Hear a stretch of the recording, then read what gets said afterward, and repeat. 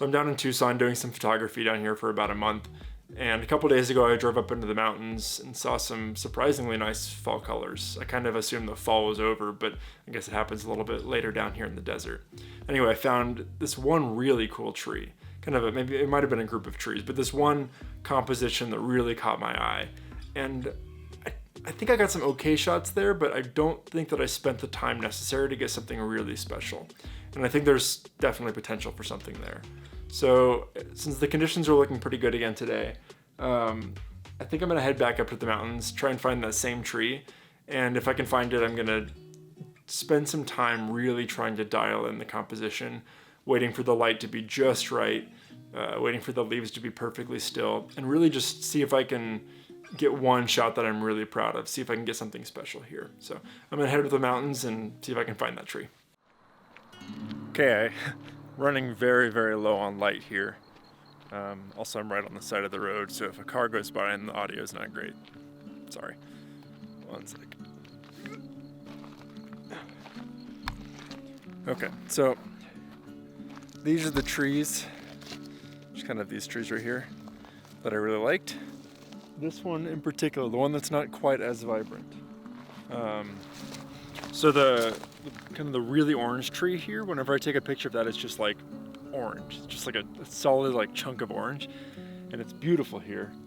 But that's not quite as exciting for a photograph. It's just like, hey, look, orange. You could easily just crank the saturation slider up in Photoshop or Lightroom and make something really orange. But it's this tree over here that we're not getting any direct light on it because it's pretty late already. I'll wait for this car to go by.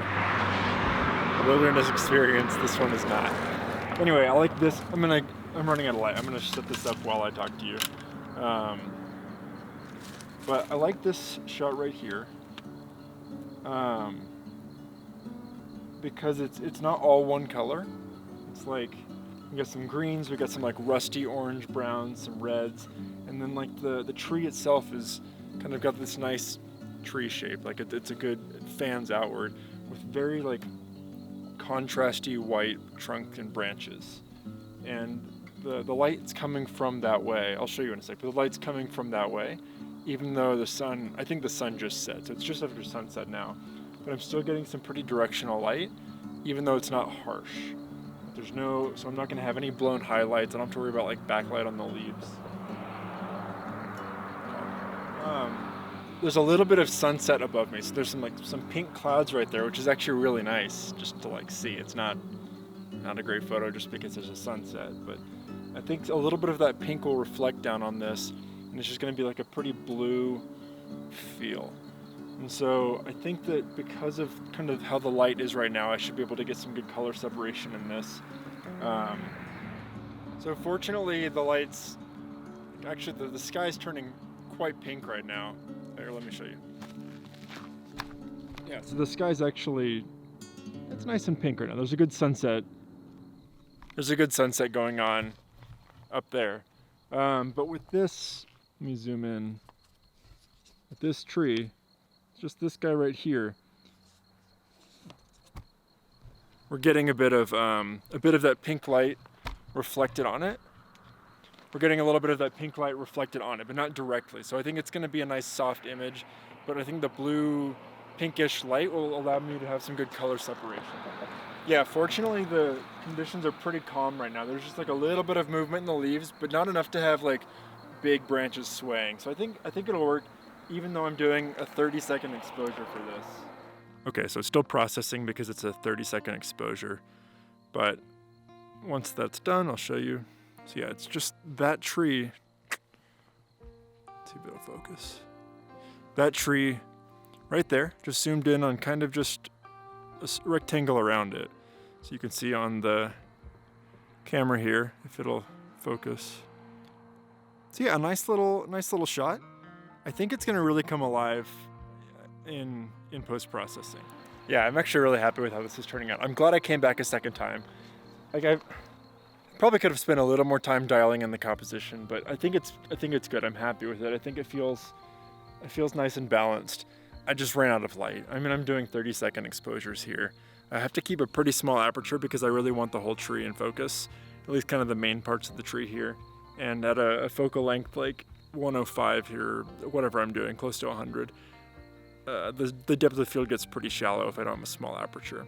So not a bad night. I mean, it's what is it, mid-November, November 18th, and I'm in the, short sleeves essentially, rolled up sleeves. I think it's like probably in the 70s right now. This is wonderful. Like a millennial snowbird, just avoiding winter and avoiding summer. But no complaints. So I'm gonna take a couple more shots, make sure that my polarizer is actually polarizing. I put it on and then I realized that I didn't actually, let me set you down. So I put the polarizer on and then I realized that I didn't actually turn it. So it might be polarized, might not. I'm actually gonna up my ISO to just about 200 here. And then I might take one at 400 also. Just because I'm working with very little light here. And I'm okay with a little bit of grain. It's not gonna be noticeable in a shot like this with lots of chaos and leaves.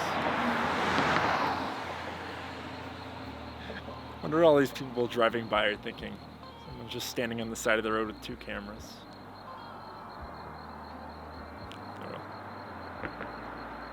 Yeah, I think one of those is gonna work really well. I'll be curious to see when I get it back on the computer if it's more of like the ones before sunset or after sunset, because you can control the white balance and make it feel a little bit warmer, but I'm not sure which of those options will give me the best color separation between kind of like the bluish white of the tree trunk and like the greens and the yellows and the reds of the leaves. So one of them I think will work. Now I just got to take it back on the computer and open it up, but I'll show you here. I think this is going to be a pretty short video just because I ran out of time with light. It's a bit longer of a drive than I thought, but really cool to come up here again.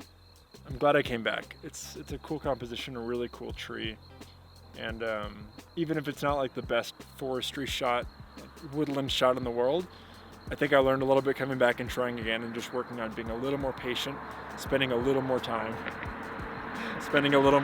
with the photo. So stick around, I'll show you the photo at the end, but thanks for watching. If you haven't subscribed to the channel, make sure you do. I've got at least 1 or 2 of these coming out per week for the foreseeable future. So it's gonna be a mix of landscapes, random stuff like woodland, wildlife, all sorts of stuff as I travel around the country. So I'm gonna take maybe 1 more and then pack up and then head home. So stick around, I'll show you the shot right here, and until next time, bye.